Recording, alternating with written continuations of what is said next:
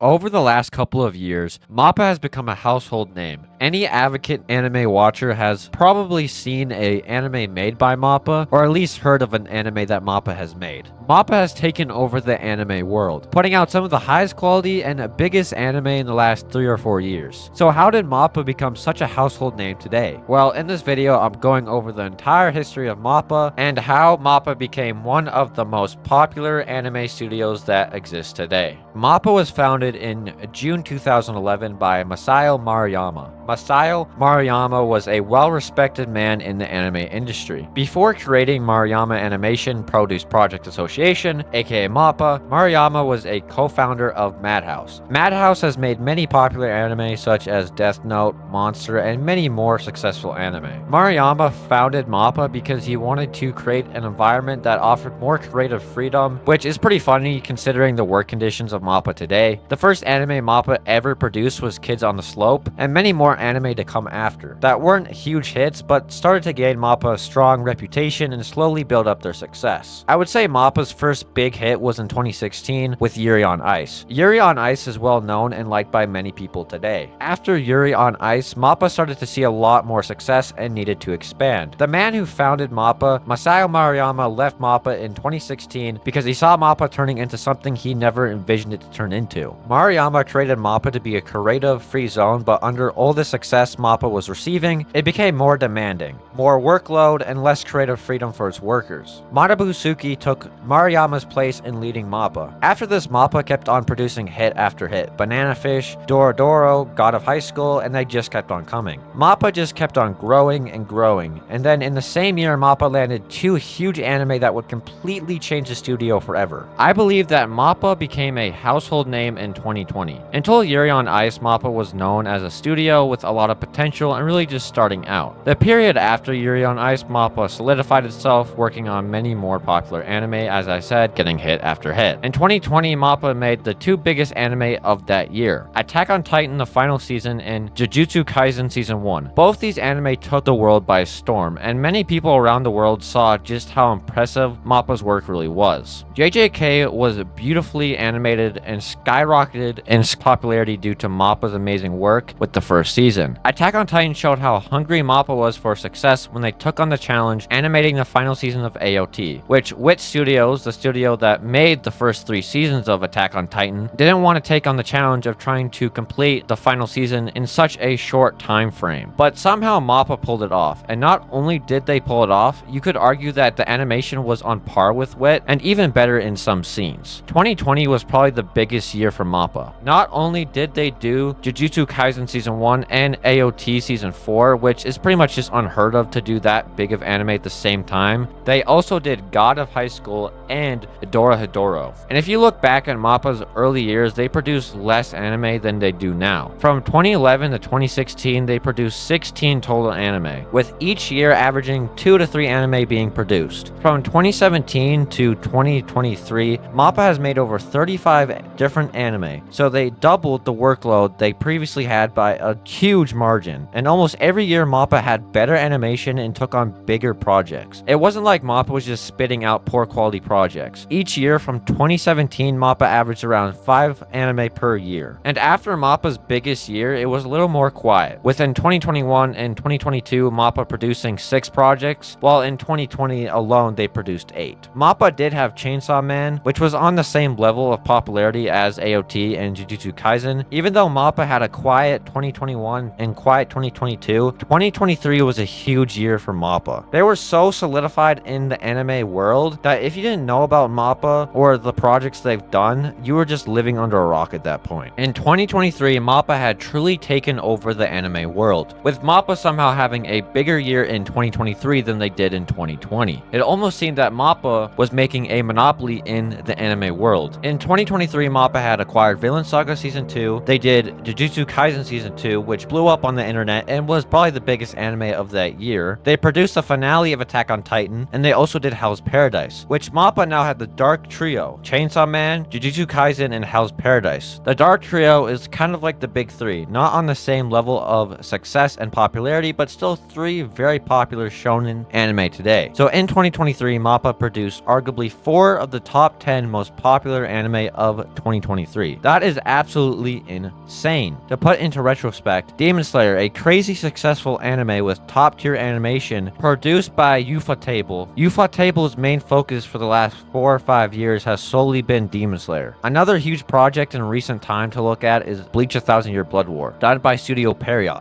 which Period has been working on some big projects over the last couple of years like Kingdom, Black Clover, but I would say a lot of their focus was on Bleach. You could also argue Kingdom being their main focus, but that aside, 2 huge projects that they mainly worked on for over the past couple of years. While Mappa has done AOT, Chainsaw Man, Hell's Paradise, Jujutsu Kaisen, and Villain Saga, with all of those projects being on the same level of quality as the other projects that I mentioned. It's crazy how Mappa is putting out so many projects at once. While other anime studios put out a project on the same level of popularity and quality maybe once a year. And I don't see Mappa slowing down anytime soon. Mappa has already confirmed that they are doing season 3 of Jujutsu Kaisen. Chainsaw Man and Hell's Paradise only have 1 season, with many more to come. Villain Saga will also probably get like 2 or 3 more seasons, and I don't doubt in the next few years Mappa will pick up some big anime like they did with Villain Saga and Attack on Titan. The only thing that will slow Mappa down and can slow Mappa down is its controversies with its horrible work conditions. But in Japan, being overworked and underpaid is not really a huge concern like it is in other places. Which brings us into all the controversies and problems that Mappa started to face. Of course, with all the success Mappa was receiving, Mappa became a very, very big studio. And because of this insane growth, Mappa had also become a pretty corrupt environment. What Maruyama originally had planned for Mappa was completely destroyed. This vision for a creative, not super tense, kind of fun work environment only lasted so long before Mappa became the power-hungry like factory just pumping out anime after anime we know it as today. Mappa is heavily criticized for how horrible they treat their workers. The schedule for Mappa during Jujutsu Kaisen Season 2 was hectic to say the least. Animators were not allowed to rest until they were completely done with their work for that day. Overtime was pretty much a normal thing at that point, and it was pretty common for Mappa to miss out on paying their animators. Because of this, there was rumors that Season 2 of Jujutsu Kaisen would just be cancelled entirely. But of course, nothing happened and it turned out to just be rumors. Many Mappa workers have come out saying how bad it is to work for Mappa and how bad the environment really is. Ayasashi Uguchi criticized Mappa for their low pay. Another Mappa animator came out, Museo, saying that Mappa does not properly train their animators. Most new animators would quit because they were overworked, underpaid, and the work environment was just horrible. Mappa was also criticized by many of their workers for producing 4 anime all at the same time, which from what I said earlier, most studios focus on 1 or 2 big anime over the course of a couple years. Kevin Kurganda from